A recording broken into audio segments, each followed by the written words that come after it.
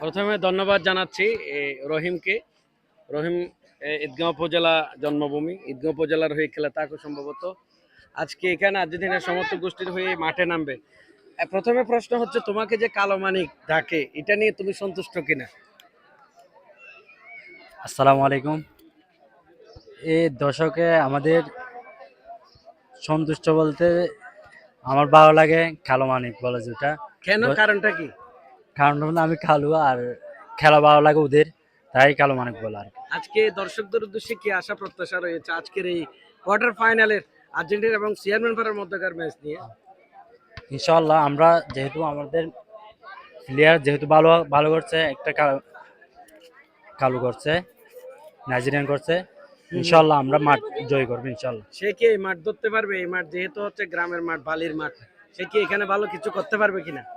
ইনশাআল্লাহ আমাদের ঈদগাঁও উপজেলা থেকে খেলছিল ও স্টেডিয়ামে আমাদের অনেক ভালো খেলছে। ইনশাআল্লাহ আশা করছি আজকে নাম চার্লস না? হ্যাঁ, আজকেও ভালো ভালো খেলবে ইনশাআল্লাহ আশা করছি। ধন্যবাদ রহিমকে। রহিমের জন্য শুভকামনা থাকবে।